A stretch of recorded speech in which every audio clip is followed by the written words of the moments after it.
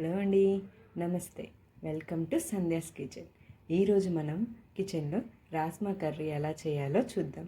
రాజ్మాలో చాలా ప్రోటీన్స్ ఉంటాయి కాబట్టి మనం రాజ్మాని నెలలో 2 సార్లైనా తీసుకోవడానికి ప్రయత్నం చేద్దాం. ముందుగా రాజ్మాని కడిగి రెడీగా పెట్టుకోండి. 8 నుంచి 9 గంటల వరకు బాగా నానబెట్టుకోండి. ఒకవేళ కుదరకపోయినా పర్లేదు. ఒక కుక్కర్ తీసుకొని అందులోకి మనం తీసుకున్న రాజ్మాని తీసుకోండి.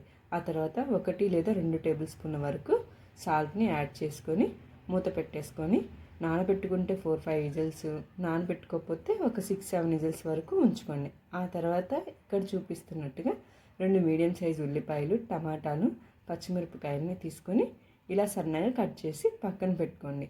ఆ తర్వాత కళాయి పెట్టుకొని అందులోకి 3 నుంచి 4 టేబుల్ స్పూన్ వరకు నూనె యాడ్ చేసుకోండి. ఆ తర్వాత జీలకర్ర, ఆవాలు, ఎండుమిర్చి వీటన్నిటిని వేసుకున్నాక కొంచెం ఫ్రై అయిన తర్వాత మనం ముందుగా కట్ చేసి పెట్టుకున్నటువంటి ఉల్లిపాయల్ని ఇందులో యాడ్ చేసుకోండి.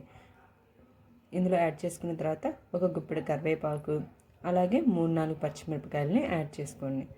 ఇవన్నీ బాగా లైట్గా కలర్ చేంజ్ అయ్యేంత వరకు సిమ్లో పెట్టుకొని ద్వారగా వేయించుకోండి. ఇలా మధ్య మధ్యలో కలిపుకుంటూ ఉల్లిపాయలన్నీ ఇలా ద్వారగా వేగిన తర్వాత మనం కట్ చేసి పెట్టుకున్నటువంటి టమాటాలను కూడా యాడ్ చేసుకోండి. ఒకసారి అన్నీ కలిసే విధంగా బాగా కలబెట్టుకోండి.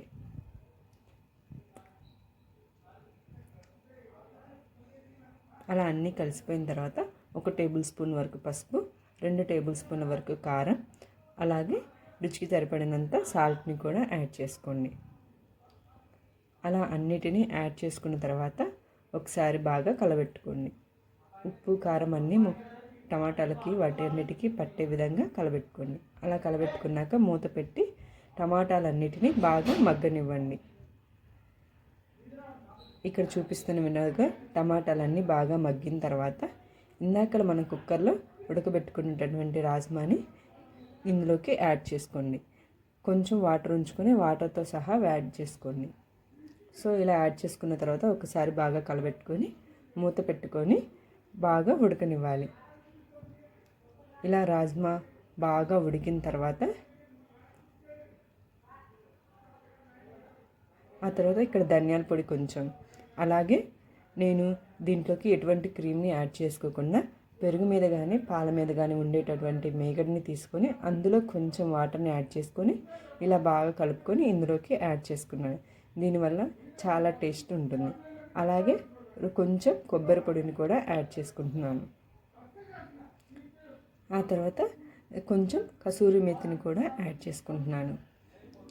మీ దగ్గర ఉంటే యాడ్ చేసుకోండి, లేకపోయినా ఏం పర్లేదు. ఇలా యాడ్ చేసుకున్న తర్వాత అన్నిటిని ఒకసారి బాగా కలబెట్టుకోండి. ఇలా ఉడికిపోయిన తర్వాత చివరిగా కొత్తిమీర వేసుకొని స్టవ్ ఆఫ్ చేసుకోండి. అంతేనండి, చాలా సింపుల్గా రాజ్మా కర్రీని మనం కూడా ట్రై చేయొచ్చు. సో నా వీడియోస్ కనుక మీకు నచ్చినట్లయితే please like, share, subscribe and thanks for watching. మళ్ళీ ఇంకొక వీడియోతో కలుద్దాం.